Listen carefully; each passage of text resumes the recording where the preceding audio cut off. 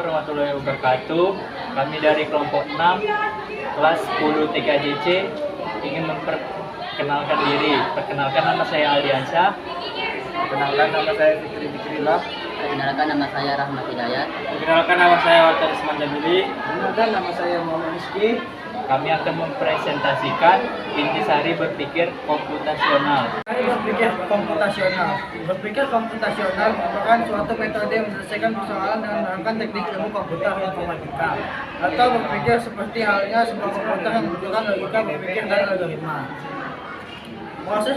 Proses berpikir secara komputasional bukan berarti berpikir secara komputer, tetapi proses berpikir yang menguraikan masalah menjadi beberapa bagian yang lebih kecil, sehingga dapat menemukan pola permasalahan dan mampu menyusun langkah-langkah penyelesaian masalah.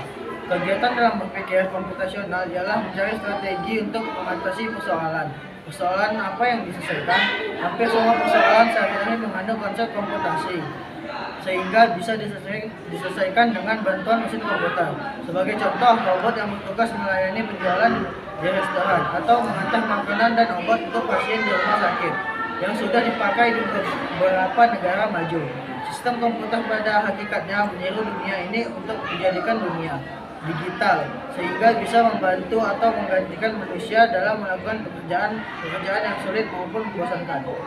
Terdapat 4 prinsip dalam berpikir komputasional di bidang informatika yang dijelaskan sebagai berikut. 1. Dekomposisi, proses pemecahan masalah yang selalu kompleks menjadi bagian-bagian kecil atau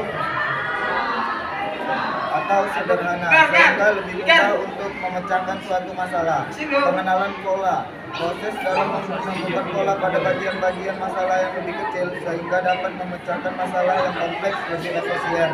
3. Abstraksi, mengabaikan bagian yang tidak penting dan tidak relevan dan hanya fokus pada bagian penting dari masalah. 4. Algoritma, membuat langkah-langkah secara terurut untuk mencapai suatu solusi. Ya. Untuk berpikir komputasional, memasak nasi.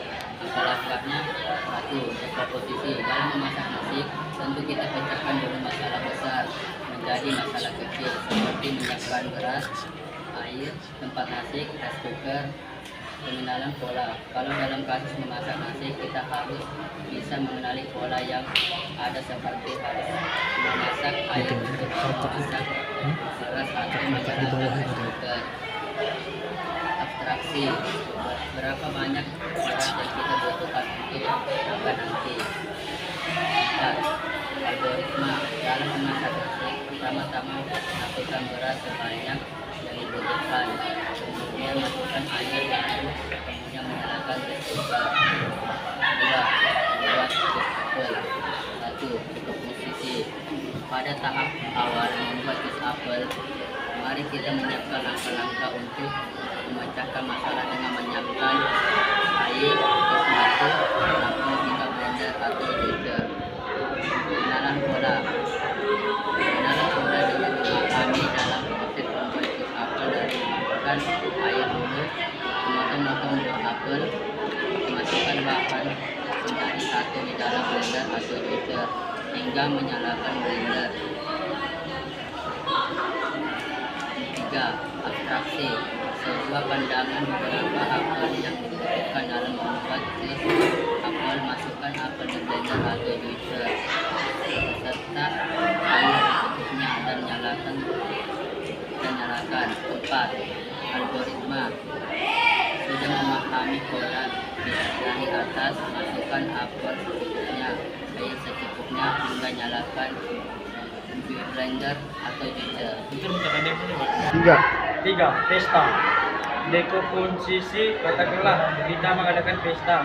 Ada begitu banyak detail untuk dipertimbangkan. Di mana dan kapan itu akan terjadi? Siapa yang akan diundang?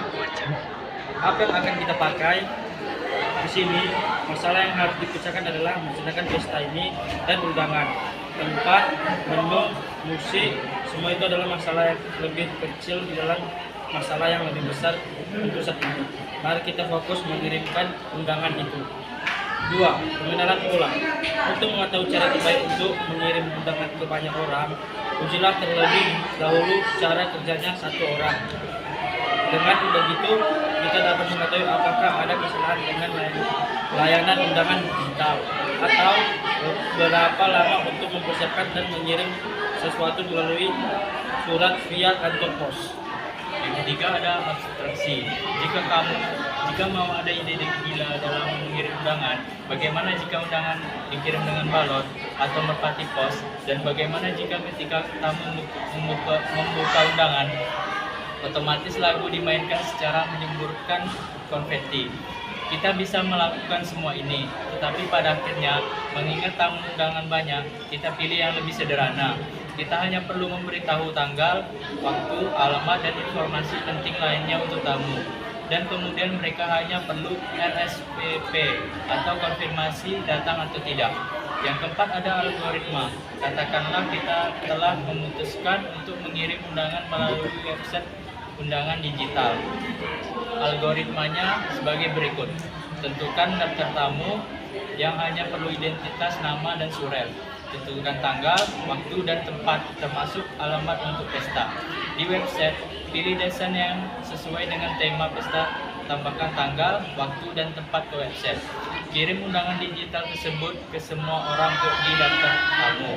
Pada akhirnya, cara berpikir komputasional ini dapat juga kita terapkan dalam pemecahan masalah sehari-hari di bidang apapun, baik dengan atau tanpa komputer.